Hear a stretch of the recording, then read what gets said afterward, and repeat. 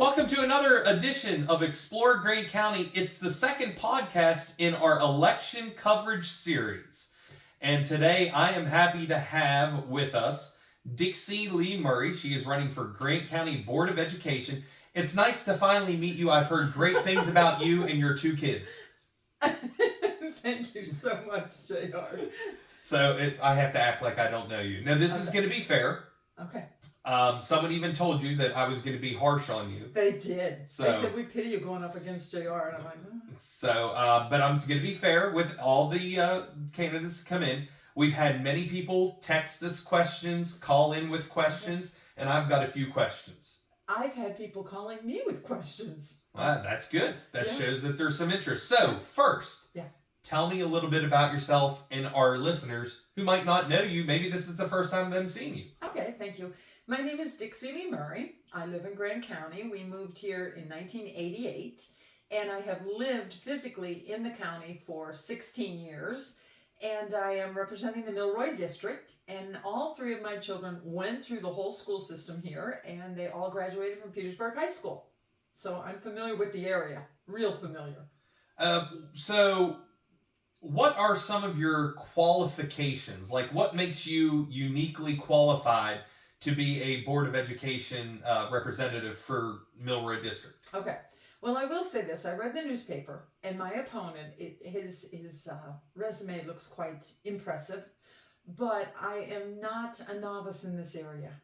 I have been a children and youth pastor for 52 years, and that is true, because you weren't even born. 52, well, so that makes you... Yeah, that does. It does. I have a degree in biblical studies and counseling. As the children's pastor, even to this time, I developed the curriculum.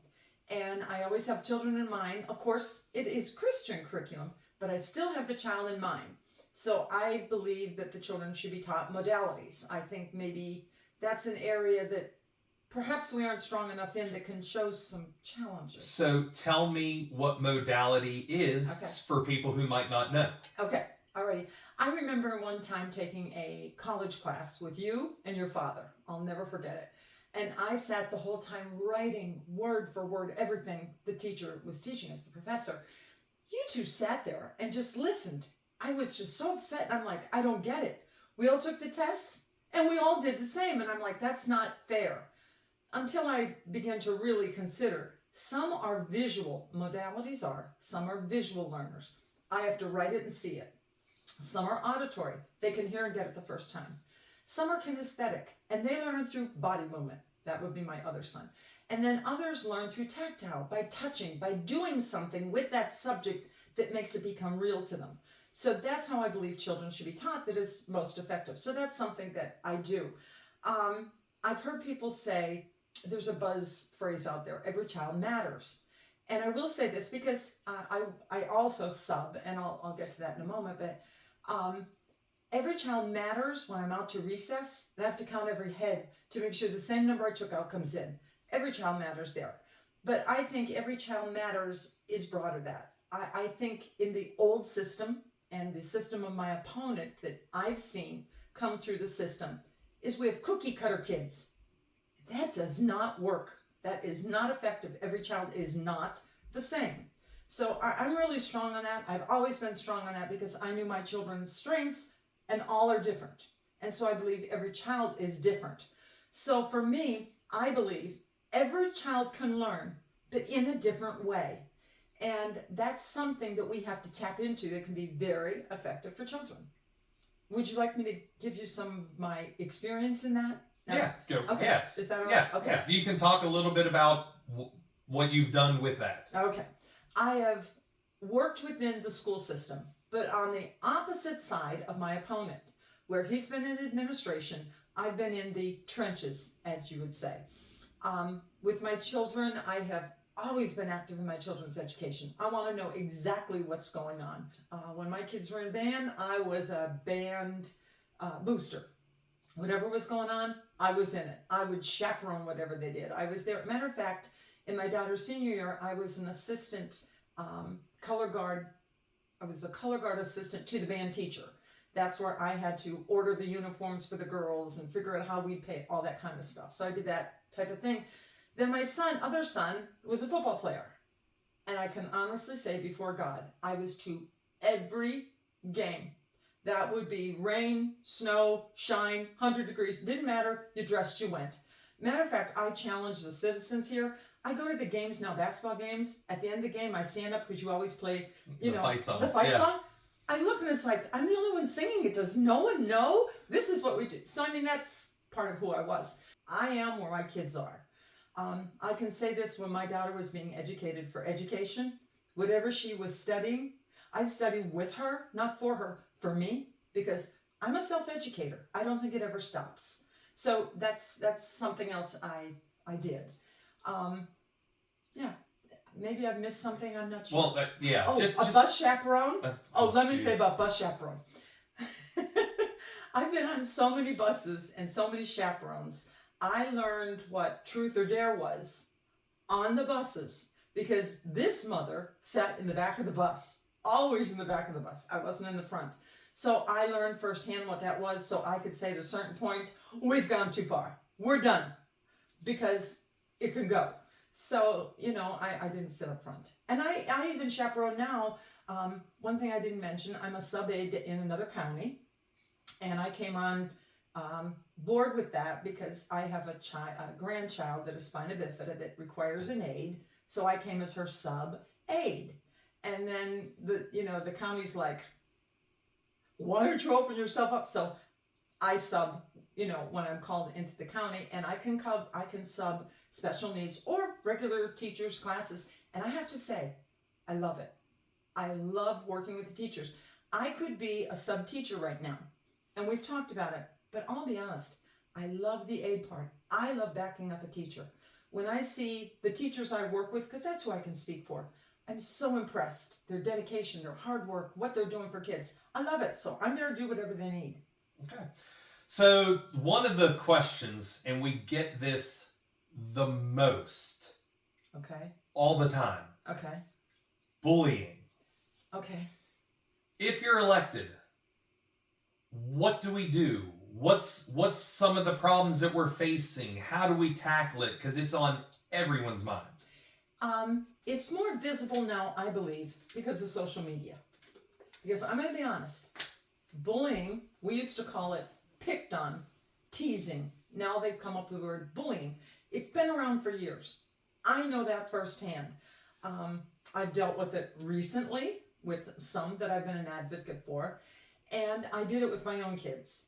I can remember, I won't give his name, but one of my sons was in grade school, and and I got a call. The principal wanted me to come in for a meeting with the teacher and the principal, and I did. I had a heads up what was going to happen, and I went in, and they started. Did you know that your son turned around to the kid behind him? And I'll be honest, this is like 30 some years ago. I don't remember if he hit him or just yelled at him in class. All I know is there was an outburst in class. I do remember that. And if he hit him, he hit him. I'm not afraid to say that. And they said, we just can't have that happen here. And I said, I understand that. Now, would you like today for me to pull down my son's pants and show you on his butt cheek where the kid behind him rammed him with a pencil? The lead is still in him. And to this day, you can only ask his wife, the lead is still in there from this kid doing it. Now that principal and teacher were like phenomenal. We're going back 30 some years. And they're like, we did not know. And they apologized and said, we were so concerned about the child being, your son treating the child that way. We didn't get it all. And so I think we really have to listen more. I understand these tough things in the school. I've been on the parent side. I mean, I could go on with a whole lot more, but let's not waste our time there. I just want them to understand I do have compassion. I do have empathy. And I do want to see us to figure it out. I'll give one, but I'm going to give it very briefly because I don't want to go into this. There was a young man, and it was another county, and some terrible things were being done. I'll leave it that way. I cannot say on air. And I made one phone call to the school. And when I called, they said, done, never spoke of again. I said, okay, it was one phone call. And so I kept a check on the boy, and I said, what's going on? He said, absolutely fine. There is not a problem. Those boys, they don't say peep to me. It done.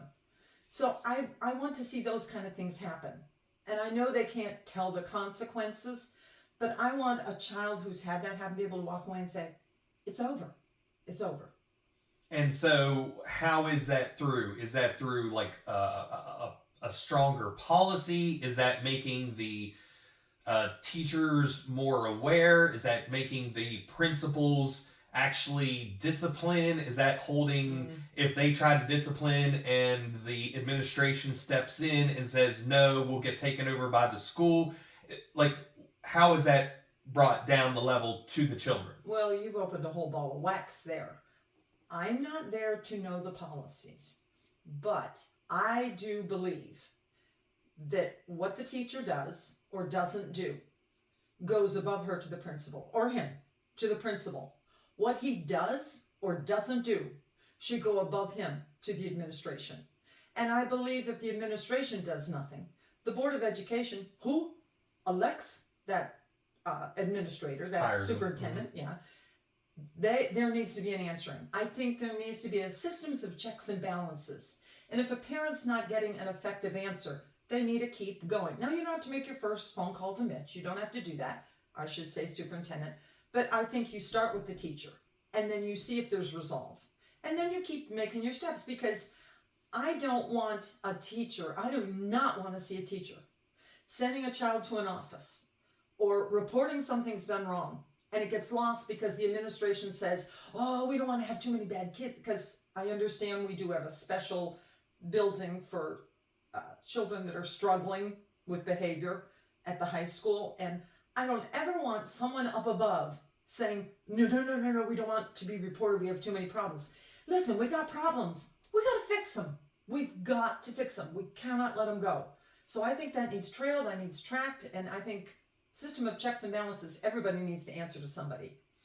Okay, another question that someone asked was, what about school safety? What do we do? How can we combat it? Our children are our most precious resource that we have. They are. What do you say about that? Safety is very important to me. I wanna put that right now. Matter of fact, and I can only answer my education or my experience.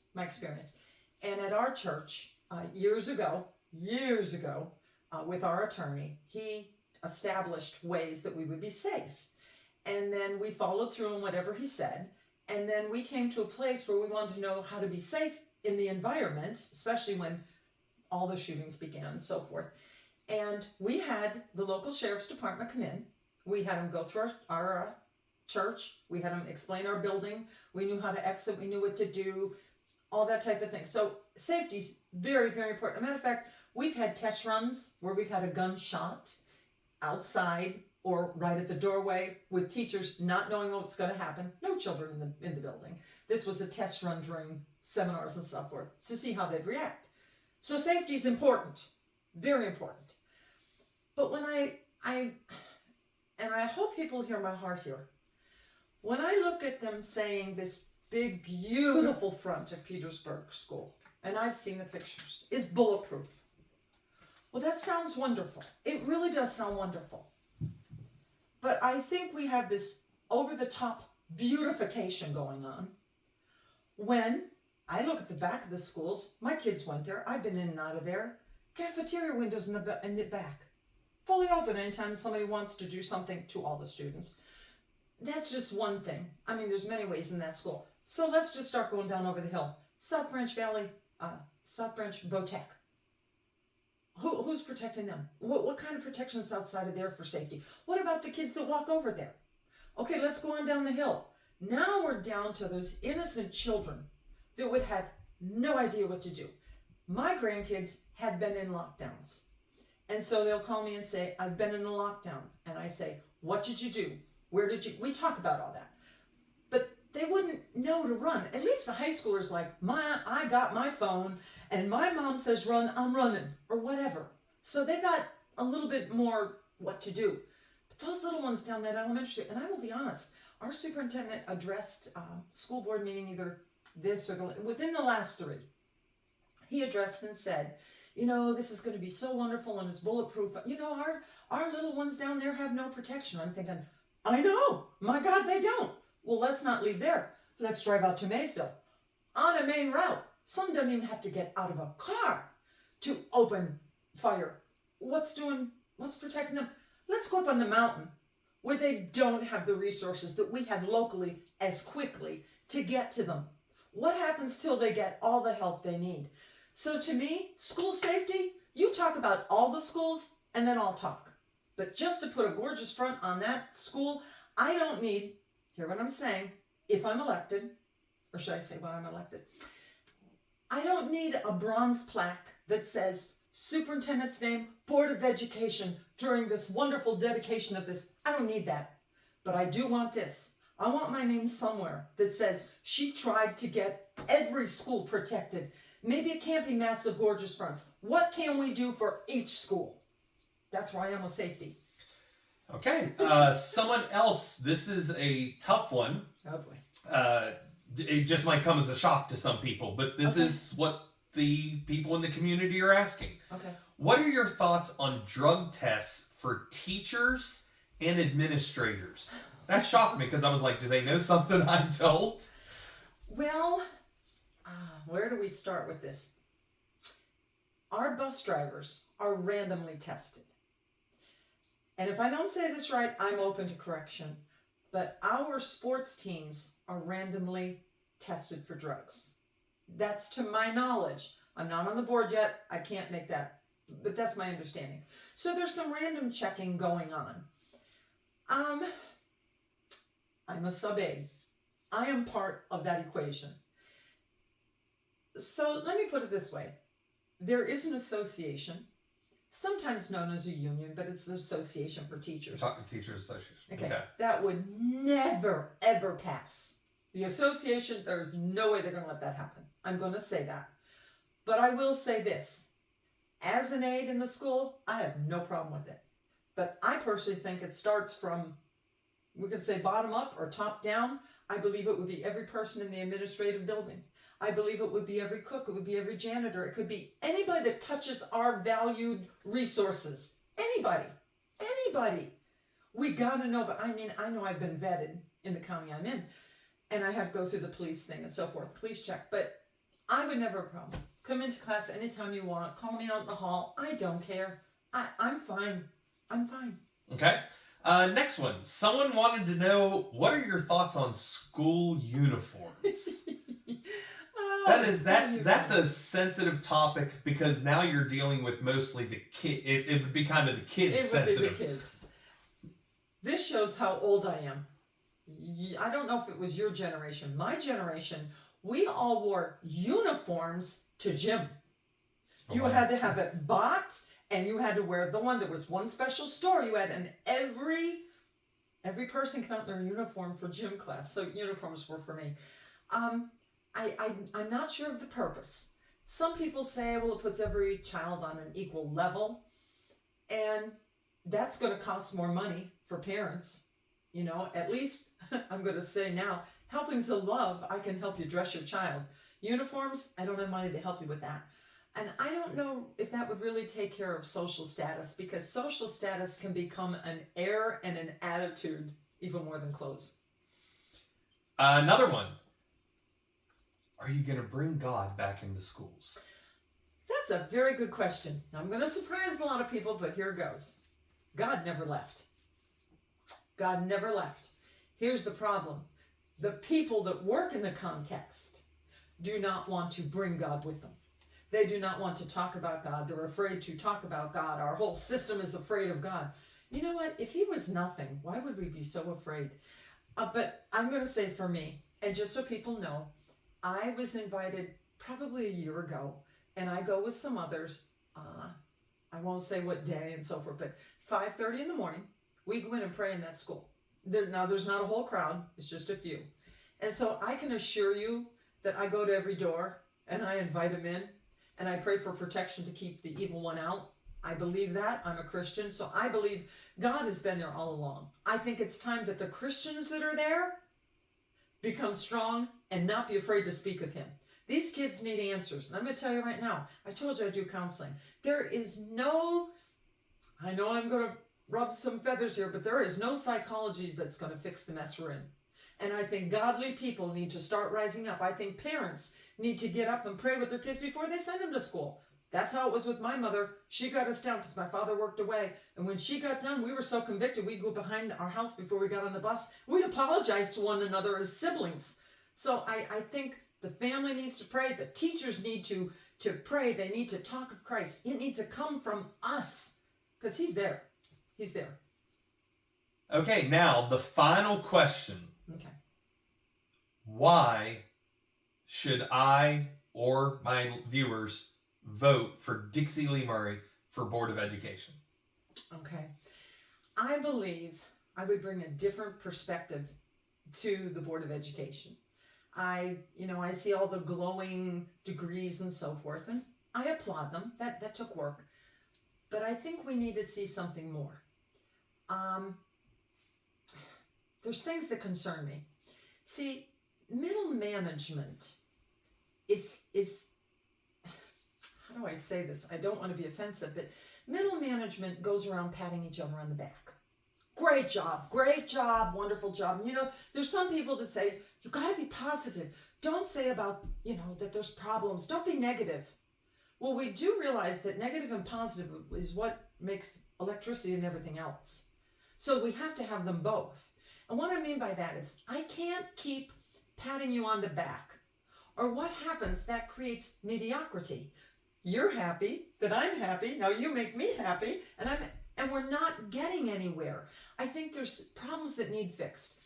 And maybe I could say it this way, and I don't know who watches Blue Bloods, but if you watch their family on the program, when they get together, they go at each other. And I will say this, our family is part tribe and probably part bulldog. We talk. We don't always agree. We go at each other. But this is what makes us all better, because we're able to fix things. When one person says, that doesn't work, well, then the other person says, but this will work. And I feel that I want to bring that to the table. I think we need to fix things. I'll give you an example. Union has been the lowest school, and they're in our county. Let's take credit for them. Let's take responsibility for them. The lowest school in the whole state.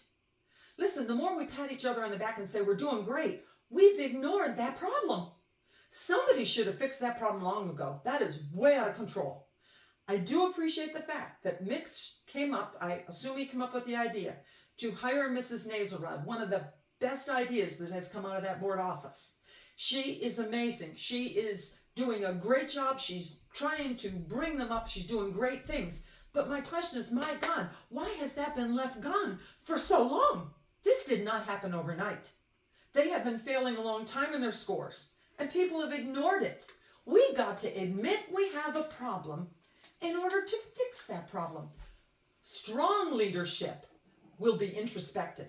And what that means is, and we do this as our team, we do it after an event, and we sit back. We are the most critical on ourselves that anybody could ever be.